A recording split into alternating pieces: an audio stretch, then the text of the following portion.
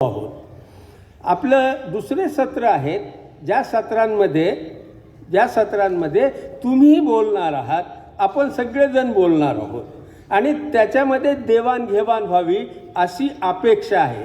सगळे कार्यक्रम मंचीय व्हावे अशी अपेक्षा नाही. म्हणजे जेव्हा वसमतला मेळावा व्हायचा, संगीताला आठवत असेल की त्यावेळेला असं आर्य सर सगळ्यांना गोल घेऊन बसायचे आणि गोल घेऊन मग सगळ्यांनी एकमेकांशी बोलायचं, काहीतरी मुद्द्यावर चर्चा करायची, काही प्रश्नाची उत्तरं द्यायची, परिचयातूनही बऱ्याचशा गोष्टी बाहेर यायच्या. अशा पद्धतीनं ते स्नेहमिलन व्हायचं. त्यामुळं थोडासा तोही आपण विचार करायला पाहिजे. आणि तिसरं म्हणजे अलीकडं मला असं दिसतंय की कलागुणांना वाव देणं. म्हणजे आता सर सोडले तर मी आपल्यापैकी कुणाचं आंतरभारतीचं गाणं गाताना ऐकलेलं नाही, फक्त नाडकर्णी सर. तर ह्या गाणी व्हायला लागतील, चित्र व्हायला लागतील, वेगवेगळ्या कलागुणांना अवसर मिळेल. आणि बरं, या निमित्तानं आम्हाला कळेल की हा माणूस या कामाचा आहे, हा गाणं छान गातो, आपण शिबिरामध्ये ह्याला गाणं गायला लावू, असं काहीतरी ठरवता येईल आम्हाला. याच्यासाठी हे स्नेहमिलन असतं. मित्रांनो, ह्या गोष्टीपेक्षाही मला दुसऱ्या अधिक महत्त्वाच्या गोष्टी सांगायच्या आहेत. की पहिली गोष्ट तर आत्ता सांगतो की अंजलीताईंनी खूप छान पुन्हा सांगितलं, ते सगळं डोक्यात ठेवा. इथं जर तुम्हाला सवड मिळालं ना तर महात्मा फुलेंचं, मी पुण्याकडे बघतो ना, फक्त फुले सावित्रीबाई मला बस झाले, बाकी कुणाची गरज नाही मला. फुले आणि त्यांचं ज्या वाडा आहे ना, फुले वाडा, तिथं जा. त्या वाड्यामध्ये एक आड आहे. आड म्हणजे विहीर मोठी असते, आड लहान असतं. तर आड आहे. त्या आडामध्ये महात्मा ज्योतिबा फुलेंनी त्या काळामध्ये ते आड सगळ्यांसाठी खुलं केलेलं होतं. ते आड जरूर बघा. म्हणजे जे काही आंतरभारती करायचं आहे ना, ते तिथं मिळते प्रेरणा. तिथं ज्यांना सवड असेल त्यांनी जरूर तो फुले वाडा बघावा. मी एक गोष्ट तुम्हाला सांगू इच्छितो, फार महत्त्वाची माझ्या दृष्टीनं. गंगोत्रीतून जेवढं पाणी निघतं तेवढंच पाणी जर गंगा घेऊन गेली असती तर ती आजूबाजूच्या जमिनीला सुपीक करू शकली असती का? मला वाटतं की गंगोत्री आहे छान, पण तिला गंगा व्हायचं असेल तर अनेक उपनद्या येऊन मिळाव्या लागतात. आणि अनेक उपनद्या कधी मिळतात? आपापल्या परिस्थितीमध्ये मिळत असतात. त्यामुळं ठीक आहे, 48 साली भाषेचा मुद्दा होता हो, त्यावेळेला टेक्नॉलॉजीच नव्हती एवढी. आज कशाला तो मुद्दा तुम्ही घेऊन बसलात? आंतरभारती, आर्य सर खूप छान सांगायचे, अंतर्भारती का मतलब होता है अंतर यानी हृदय और भारती यानी वाणी, भाषा. हृदय की भाषा म्हणजे अंतर्भारती. याच्यामध्ये जी व्यापकता सदाविजय आर्य सरांनी करून दिलेली आहे ती अशी आहे की तुम्ही परिस्थिती समजून घ्या, तुम्ही त्या परिस्थितीमधलं उत्तर शोधा आणि तुम्ही वाटचाल करायला लागा. हेच असतं सामाजिक काम. कोणीतरी गंगा सुरू केली आणि त्याचंच पाणी घेऊन मी अगदी समुद्रापर्यंत घेऊन चाललो आणि म्हणायला लागलो ही गंगा आहे, तर तुम्हाला लोक वेड्यात काढतील. परिस्थितीच्या बरोबर त्याचं पात्र विस्तीर्ण व्हावं लागतं आणि तरच जमिनी सुपीक होतात, अन्यथा जमिनी सुपीक होत नाही, कितीही पवित्र गंगा असली तरी. म्हणून म्हणतो की काळाच्या बरोबर, परिस्थितीच्या बरोबर जे आव्हानं तुमच्यासमोर उभी राहतात ती आव्हानं तुम्ही समजून घेतली पाहिजे. आज माझ्यासमोर भाषेची ती गंभीरता साने गुरुजींच्या काळात होती तशी आज सगळे मराठी आम्ही बोलतो ना, आमच्यात किती संवाद आहे. भाषा नाही, प्रॉब्लेम नाही आहे. भाषेच्या पलीकडे काही गोष्टी आहेत की ज्या तुम्हाला समजून घ्याव्या लागतील आणि कराव्या लागतील. म्हणून माझं असं म्हणणं आहे की आंतरभारतीची ही व्याख्या, हृदयाची भाषा, ह्याच्याशी आपण जास्त जवळ गेलो पाहिजे, तरच आपण आव्हानांना समजू शकू आणि आव्हानांना तोंड देऊ शकू. ही मनाची भाषा जोडायची असेल तर सरांनीही उल्लेख केला, अनेक वक्त्यांनी उल्लेख केला, मनुष्य होणं. मनुष्य व्हायचं असेल तर मी एक शब्द दिलेला आहे आंतरजातीय आंतरधर्मीय विवाहासाठी, त्याला मी म्हटलेलं आहे मानवी विवाह. जिथं मनुष्य म्हणून, हे बघा परिस्थिती बदलू द्या हो, हजारो मुलं, ही जी सगळी मी अनेक ठिकाणी सांगितलंय, एका बाजूला आंतरजातीय विवाहांची संख्या वाढायला लागलेली आहे, खूप वाढायला लागलेली आहे, आणि दुसऱ्या बाजूला म्हणजे माझ्या अंबाजोगाईसारख्या तालुक्याच्या गावामध्ये आम्ही एक आकडेवारी काढली, 2000पेक्षा जास्त लोक आंतरजातीय विवाह केलेले आहेत माझ्या अंबाजोगाईमध्ये. पुण्यामध्ये किती असतील? पुणे किती मोठं आहे अंबाजोगाईपेक्षा? इथं हजारो लोक आंतरजातीय विवाह केलेले तुम्हाला दिसतील. आणि म्हणूनच हिंदुत्व, म्हणूनच जातीवाद हा आक्रमक होत चाललेला, हे लक्षात घ्या. तुम्ही त्यांच्या समोर आव्हान केलं, ह्यांना काय गरज नाही वैचारिक बिचारिक करायची. त्यांनी आंतरजातीय विवाह केला ना, त्याच्यातनं एक सोशल स्ट्रक्चर तयार होतं. त्या सोशल स्ट्रक्चरमध्ये त्याच्या मुलांची जात काय असते? त्यांना गरज नाही तुम्ही जात बघू, तुम्ही फार विचार करून लग्न करायची. तुम्ही प्रेम करून लग्न करा, हो प्रेम करा, पण त्या प्रेमाच्या पुढे निर्माण होणारी, मी केलेला आहे आंतरधर्मीय विवाह, मला माहीत आहे की माझ्या मुलांना कोणत्या परिस्थितीला तोंड द्यावं लागलेलं आहे. आणि ती परिस्थिती म्हणजे ती लढाई असते खरी. समाजामध्ये ह्या संघटना बिंगटना असतात ते बोलायला, परिस्थितीमध्ये जे लोक लढत असतात ना तेच खरे निर्णायक असतात. आणि आज मला असं दिसतं की डायनासॉर जेव्हा मरणासन्न झाले त्यावेळेला जसा गदारोळ करत होते त्याच पद्धतीचा गदारोळ आज जातीयवादी आणि धर्मवादी संघटनांचा चाललेला आहे. त्यावेळेला असं वाटायचं आहे की डायनासॉर ओरडायला लागला तर हे जग बुडून जातं की काय, परंतु जग काही बुडालं नाही, ससे जिवंत राहिले, डायनासॉर नष्ट झाले. म्हणून हे जे आंतरजातीय विवाह आहेत, आंतरधर्मीय विवाह आहेत, यांना आपण नाव दिलेलं आहे मानवी विवाह. आंतरभारतीनं ठरवलं की असे मेळावे घ्यायचे. हे बघा मित्रांनो, मी तुम्हाला सांगतो, आंतरभारती हे क्लब नाही आहे, हे मंडळ नाही आहे, हे क्लबच्या पद्धतीनं ह्याचा विचार करू नका की चला पिकनिक करायला जायचं आहे, निघाले पिकनिक करायला. हे काम नाही आहे आंतरभारतीचं. आंतरभारतीचं काम हे आहे की मानवी विवाहांचे मेळावे आपल्या आपल्या केंद्रावर घ्यावे. कुणी केली तयारी? आम्ही 10 मेला जाहीरपणे बोललेलो आहोत की हे करा, परंतु नाही, भाषणामध्ये आम्ही म्हणणार की मनुष्य की सगळे माणसं एक आहेत वगैरे वगैरे, पण जेव्हा प्रत्यक्षामध्ये जिथं मानवी लोक प्रतिक्रिया द्यायला लागलेले आहेत, काय करायचं नाही, एक छोटासा मेळावा घ्यायचा आहे, त्यांचा सन्मान करायचा आहे आणि तुम्ही आयडेंटिफाय व्हायचं की आम्ही ह्यांच्या बाजूने आहोत. हे आयडेंटिफाय होण्यासाठीचे जे प्रयत्न करावे लागतात ते न करता जर आपण आपली आंतरभारती चालवत राहू, छान छान गाणे म्हणू, काहीतरी अजून कवी संमेलनं घेऊ, अजून काहीतरी करू, हे मंडळ टाईप काम आता थांबलं पाहिजे. तुम्हाला पंगा घेता आला पाहिजे. सामाजिक कामामध्ये आव्हानांना सामोरे जाता आलं पाहिजे. आणि आव्हान हे आहे आज की एका बाजूला धर्मवादी ताकदी वाढत आहेत, जातीवादी ताकदी वाढत आहेत, त्यावेळेला कुणीतरी आपल्यासारखे लोक म्हणतायत की नाही आम्ही ह्या लोकांच्या बाजूने आहेत जे मानवी विवाह करतात. हे शब्द देताना सुद्धा मी जाणीवपूर्वक दिलेला शब्द आहे मानवी विवाह. याचा विरुद्धार्थी शब्द काय होतो तो थोडा विचार करा तुम्ही. मला असं वाटतं अजून एक आव्हान आमच्या समोर समस्या की आंतरभारतीचा विस्तार अन्य प्रांतामध्ये होत नाही आहे. का होत नाही आहे? मी थोडासा बारकाईनं विचार केला त्याचा.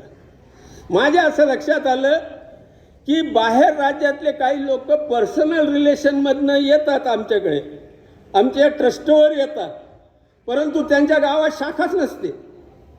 शाखा करायला काय लागते हो? 11 सभासद झाली की आपली शाखा सुरू. परंतु तेवढं सुद्धा ते करत नाहीत अन्य प्रांतातले लोक. तर मला एक थोडासा वेगळ्या पद्धतीचा मी विचार केला की साने गुरुजीबद्दल मराठी माणसाला जे ममत्व आहे, माऊली शब्द मराठी माणसानं दोन लोकांनाच दिलेला आहे, एक संत ज्ञानेश्वर आणि दुसरे साने गुरुजी, या दोघांनाच माऊली म्हटलेलं आहे.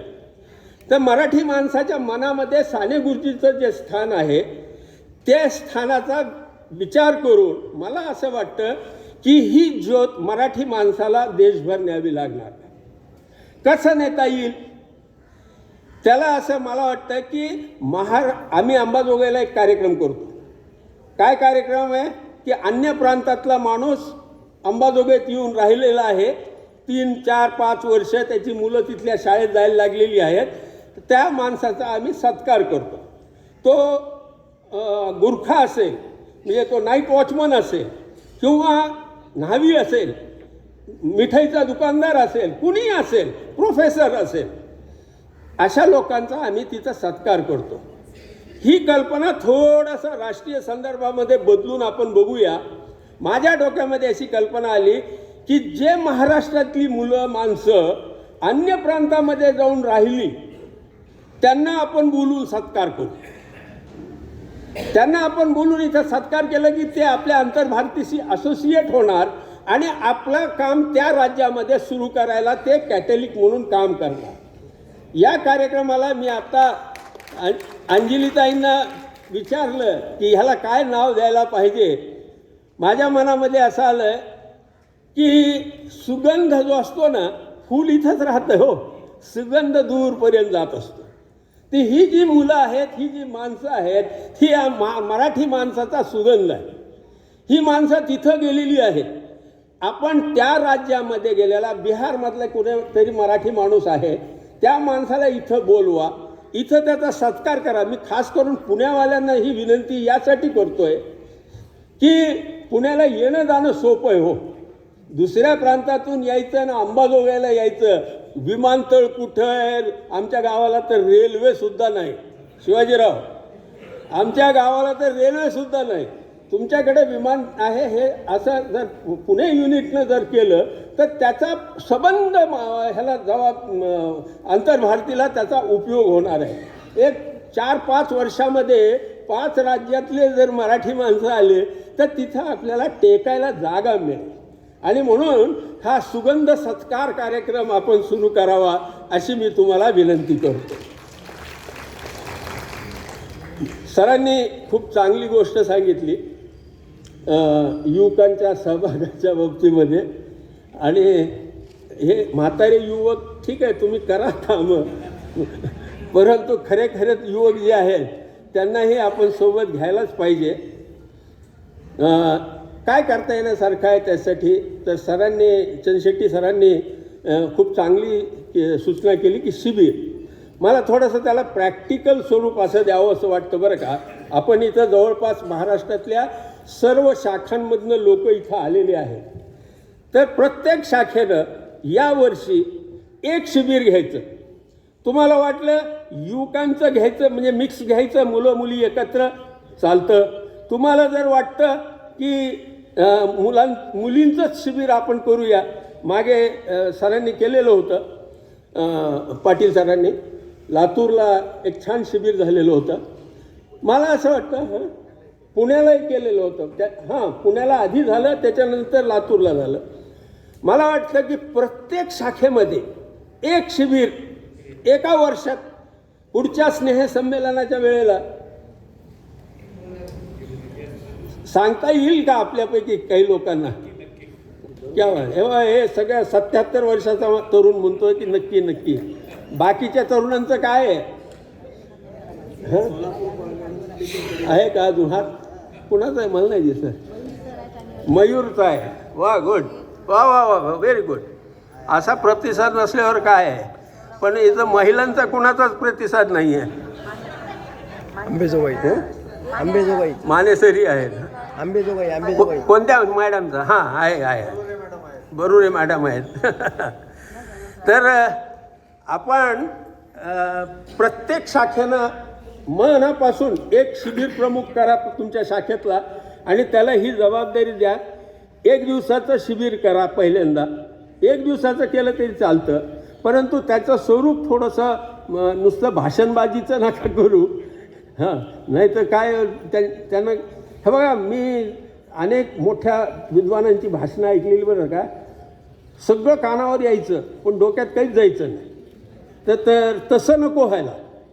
तर त्यांना खेळतं वातावरण देऊन आपण आपल्या मनामध्ये हे लक्षात घ्यावं की नव्या पिढीच्या हातामध्ये आंतरभारती आपल्याला सोपवायची आहे. त्या पद्धतीनं आपल्याला त्याच्यात काम करायचं आहे. 2 अजून गोष्टी मला सांगायच्या आहेत, ज्या कल्पनेच्या पातळीवर स्पष्ट 2-3 गोष्टी आहेत. पहिली गोष्ट तर अशी आहे, हमीद दलवाईचं नाव घेतलं ना. हां, हमीद दलवाईंनी कोल्हापूरला शिक्षण परिषद घेतलेली होती, त्याला मी गेलो होतो. त्या शिक्षण परिषदेमध्ये त्यांनी ठराव मांडला की उर्दू माध्यमाच्या शाळा बंद करा. त्या ठिकाणी मी मंचावर जाऊन सांगितलं की आपण असा ठराव घेण्याच्या ऐवजी मराठी माध्यमांच्या शाळांमध्ये उर्दू ऑप्शनल विषय ठेवावा, असं करूया. त्यांनी मला चूप बसवलं. लक्षात घ्या काय होतंय, भाषेच्या बाबतीमध्ये मराठी आत्ता तर कमालीची गोष्ट आलेली आहे. म्हणजे हमीद दलवाईचे काय ते सोडून द्या हमीद दलवाईला, पण आज तर हिंदीची सक्ती करण्याच्याकडं पावलं उचललेली आहेत.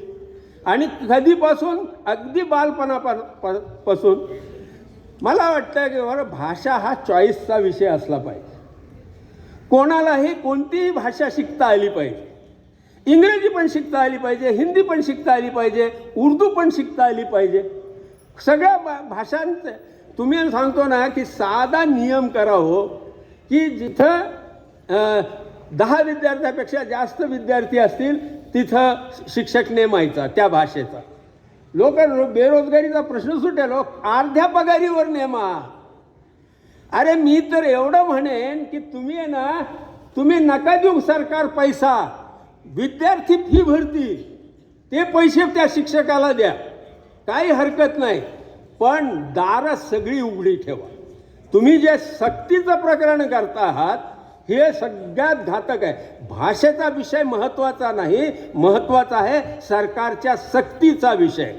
जी मी दलवाई म्हणत होते सरकारला की तुम्ही उर्दू शाळा बंद करा, तीही सरकारची सक्ती मागत होते. मी त्याला विरोध करत होतो. मी म्हणत होतो की अरे उद्या उर्दू जर मराठी माध्यमांच्या शाळामध्ये आली ना, आपोआप उर्दू शाळा बंद होतात. त्यांना सक्ती करायची गरज नाही. सगळी मुलं मराठी माध्यमाच्या शाळेत येतात, उर्दू एक भाषा शिकून जातात. आणि मला त्याच्यामध्ये तर पुढं जाऊन असं दिसतं की नॉन मुस्लिम लोकसुद्धा उर्दू शिकतील आणि ते मुलं जे आहेत त्यांना गालिब, इक्बाल आणि ह्या सगळे लोक कळायला लागतील आणि ती जी मजा येईल ती मजा कोणी और असेल. अशा पद्धतीनं समाज घडत असतो. तर ते भाषेच्या बाबतीमध्ये सक्ती होता कामा नये. आजचा करंट इश्यू एवढाच आहे की केंद्र सरकार हिंदीची सक्ती करते आहे, आंतरभारती ती सक्ती मान्य करत नाही. दुसरी एक गोष्टीच्या बाबतीमध्ये थोडंसं एक्सप्लेनेशन करायचं, खरं म्हणजे हे करावं का नाही या मंचावर मला माहीत नाही. परवा लल्लन टॉपवर एक इंटरव्ह्यू झालेला आहे, फार गाजतोय देशामध्ये. जावेद अख्तर आणि एक मौलाना, विषय होता की देव आहे की नाही याच्यावर. आता हे उत्तुंग तो जो होता मुल्ला मौली कोण जो असेल तोही स्कॉलर होता, खूप अभ्यासू माणूस होता, आणि हे दोघंही आहे. मी ते सगळं बघत असताना त्याची मी सगळं रिपोर्टिंग तुम्हाला करणार नाही. मी तुम्हाला आपल्या मनाला चाच पडण्यासाठी एक गोष्ट सांगतो. तुमच्या मनामधला ईश्वर काय आहे? तुम्ही मानत नसाल, व्हेरी गुड, सोडून देऊ. पण जर तुम्ही मानत असाल तर ईश्वराचे 3 स्वरूप आहेत बरं का. पहिलं स्वरूप आहे की ईश्वर नियंता आहे, कंट्रोलर. म्हणजे याच्या विश्वातलं पान सुद्धा ईश्वराच्या आदेशाशिवाय हलत नाही, अशी जी धारणा आहे तो ईश्वर तुम्हाला तुमच्या डोक्यामध्ये आहे का? विचार करा. पहिला प्रश्न. हा. दुसरा प्रश्न, दुसरा ईश्वराचं स्वरूप काय माहिती आहे का? न्यायाधीश. पहिला नियंता, दुसरा न्यायाधीश. म्हणजे तुम्ही मेल्यानंतर तुम्हाला मोक्ष मिळणार आहे का नाही ते कोण ठरवणार? तो अल्लाह, तो देव, तो ईश्वर, तो गॉड, तो ठरवतो. ही दुसरी प्रतिमा, त्याचं कार्यक्षेत्र आहे. तर तुम्हाला हा ईश्वर तुमच्या मनामध्ये आहे का की तो आपल्याला पनिश करणार आहे?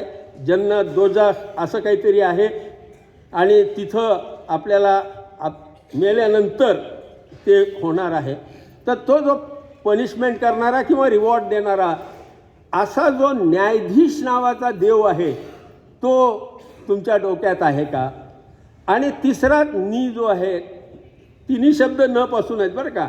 नियंता, न्याय आणि तिसरा निर्मिक. निर्मिक हा फुलेंचा शब्द आहे. निर्मिक. निर्मिक म्हणजे काय माहिती आहे का? की बाबा काही कोडे आहेत, विज्ञानाला नाही उलगडले. विज्ञान, त्या रानडेंनी सांगितलेलं आहे, ईश्वर जो आहे ना तो अंधारातच जगू शकतो, उजेड आला की मरतो. रानडे. हां, म्हणजे मी माझं नाही, तुम्ही माझ्यावर टाकाल. हां, तो त्यांचं हे वाक्य आहे अगदी, की ईश्वर जो आहे तो उजेडामध्ये जगू शकत नाही. जिथं ज्ञानाचा प्रकाश आला तिथून ईश्वर बाजूला होतो. परंतु जिथं अज्ञान आहे आणि अज्ञान आहे, राहणार आहे, नजीकच्या काळात तर काहीच दिसत नाही की सगळं लख्ख आम्हाला जगातलं सगळं हे जे भोंदू बाबा लोक वगैरे असतात ना तेच फक्त तो बावळटपणा सांगू शकतात. पण विचार करणारा कुणीही माणूस असं म्हणत नाही की मला जगातलं सगळं कळायला लागलेलं आहे. असं होऊ शकत नाही. मग माणसाच्या ज्या मर्यादा आहेत की या मर्यादांच्या पलीकडचं आपल्याला कळत नाही, तिथं तुम्ही ईश्वराला बसवा. त्याला नियंत्रणा म्हणा की ही सृष्टी कुणी निर्माण केली, आय डोंट नो. तर ठीक आहे, एक्स जसं आपलं गणितात पकडतो तसं आपण एक्स म्हणून गॉड पकडायला काय हरकत नाही.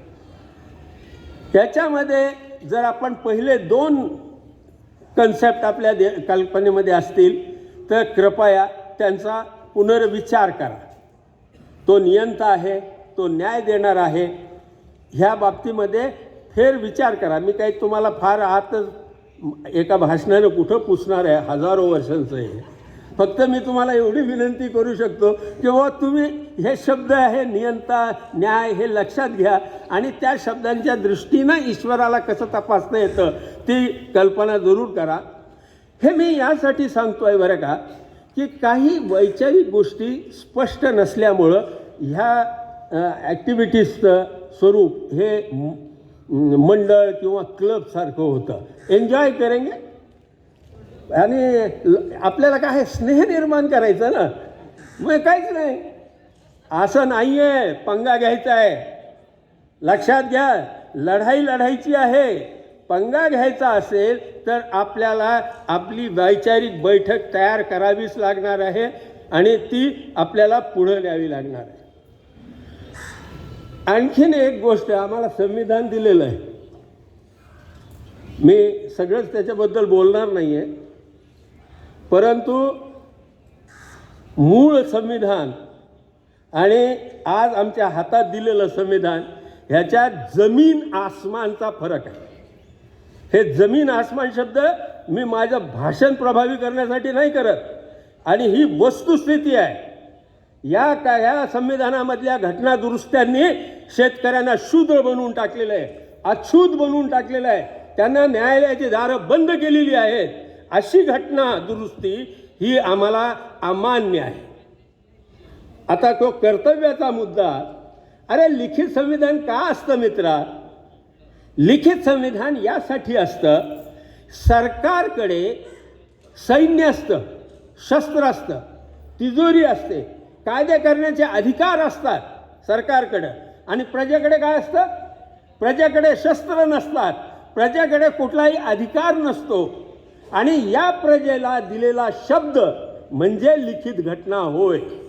प्रजेला सत्ताधाऱ्याने दिलेलं आश्वासन आहे शब्द आहे तो की आम्ही या कक्षेच्या बाहेर जाणार नाही. तुम्हाला कर्तव्य कळतात. भारत ही एकमेव घटना दुरुस्ती, ती घटना दुरुस्ती होऊन आलेली आहे. आमच्या मूळ घटनाकारांनी, ते काही येडे होते का?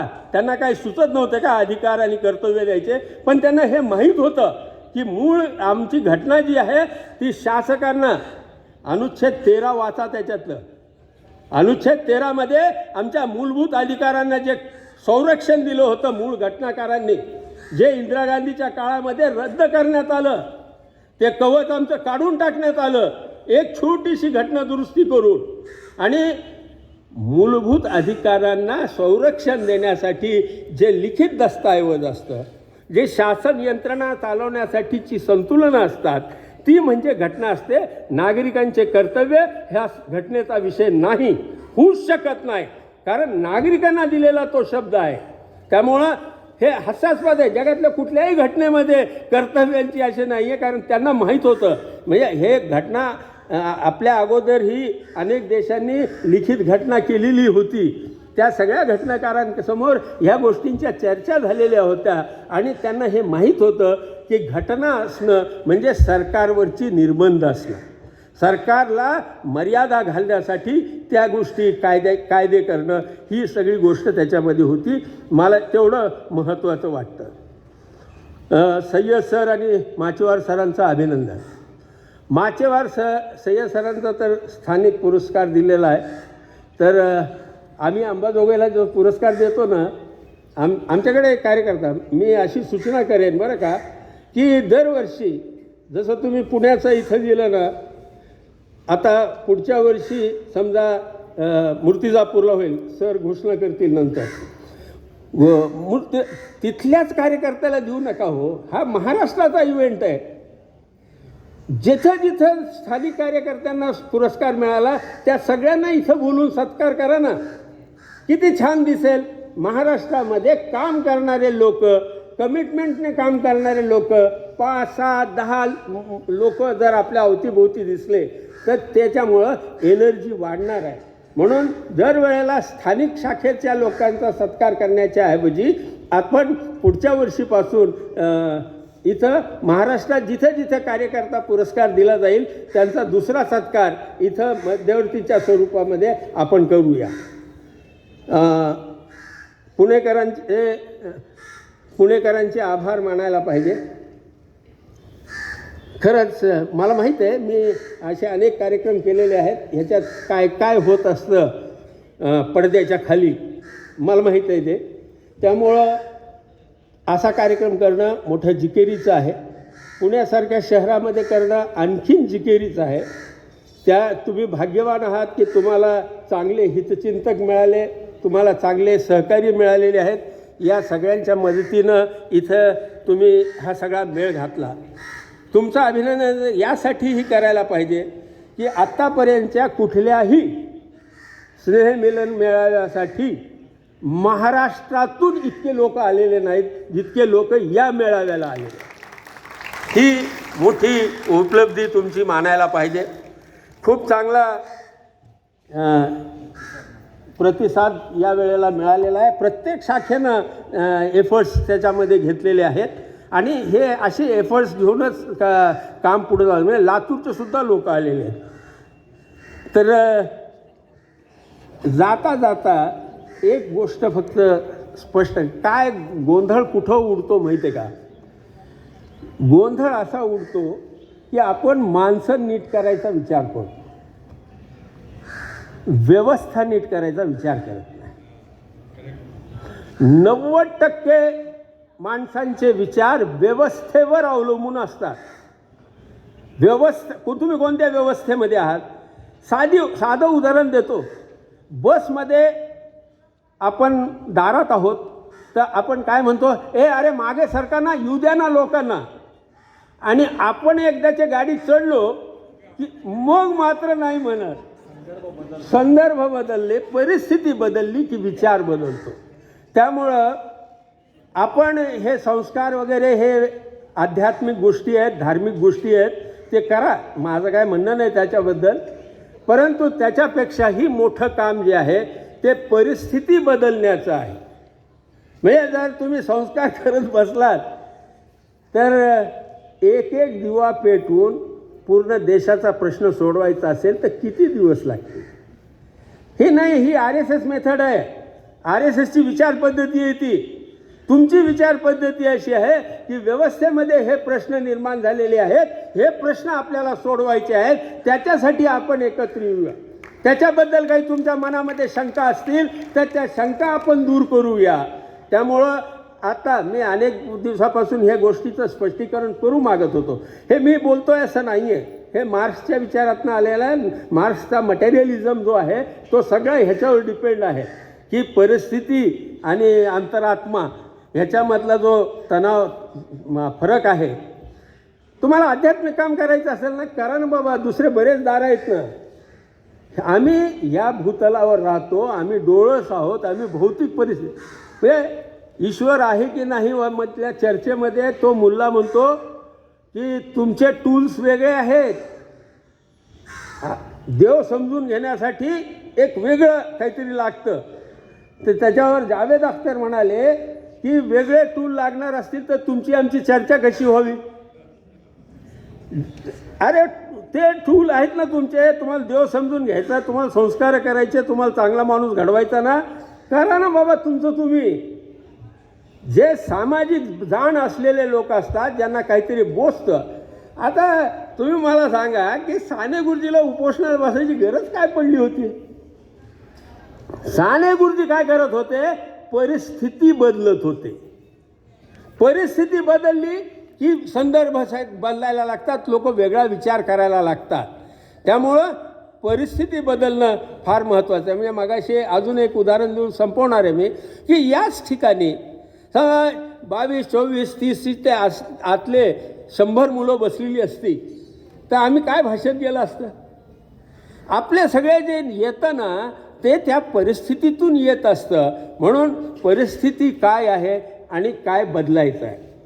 मग अशी कोरे सरांनी सांगितलं आणि आमच्या सगळ्यांचं एकमत असलेली गोष्ट अशी आहे की आपला देश अत्यंत संकटाच्या काळातून जात आहे. हा देश इतका म्हणजे साधं उदाहरण कुणाला मी अनेकांना विचारतो, तुमच्या लेकराचं भविष्य काय? 2035मध्ये तुमचा मुलगा कसा राहील, कुठं राहील, काय करेल? मी अशा देशामध्ये, संविधान माझ्या देशामध्ये आहे, त्या देशामध्ये मला माझ्या भविष्याची खात्री वाटत नाही आहे. होईल का नाही गोष्ट वेगळी, पण तो आज मला आश्वस्त करत नाही परिस्थिती. आणि ही लोकशाहीला सगळ्यात मोठी आव्हानात्मक गोष्ट आहे. हे हिंदू आणि मुसलमानाचा विषय नाही आहे. या देशातला प्रत्येक नागरिकाला, आणि तो RSSचा असला तरी त्यालासुद्धा त्याच्याही लेकरांच्या भविष्याची आता काही खात्री राहिलेली नाही आहे. अशा परिस्थितीतून आपण चाललेलो आहोत. मित्रांनो, या परिस्थितीमध्ये आता लेचपेचं राहून चालणार नाही. एक काळ जसा स्वातंत्र्याचा होता, त्या काळामधल्या स्वातंत्र्य सैनिकांनी ज्या पद्धतीनं विचार करून गांधीला साथ दिली, त्याच पद्धतीनं आज पुन्हा विचार करून आपल्याला त्या गांधीला साथ द्यावी लागणार आहे. आणि त्याच्यासाठी 2 गोष्टी आपल्याला महत्त्वाच्या. एक तर गांधी, बरं का, या परिस्थितीमध्ये सगळ्यात मोठं गांधीला मानणं लय अवघड काम झालेलं आहे. बरं का, आंबेडकरला मानणं जमतंय, गांधीला मानलेलं जमत नाही. हां, हे लक्षात घ्या. गांधी आहे ना, वो दुखती रग है. गांधी तुम्हाला ओरडून सांगावं लागले, होय आम्ही गांधीच्या बाजूनं आहोत, आम्ही नथुरामच्या बाजूचे नाही आहोत, हे ठामपणे तुम्हाला सांगावं लागणार आहे. तुम्हाला सांगतो, मला लक्षात येतं आहे पुरोगामी चळवळी सगळ्या गांधीला बाजूला फेकताय. शाहू, आंबेडकर वगैरे वगैरे असं म्हणतायत, त्याच्यात गांधीचं नाव कुठंच नाही.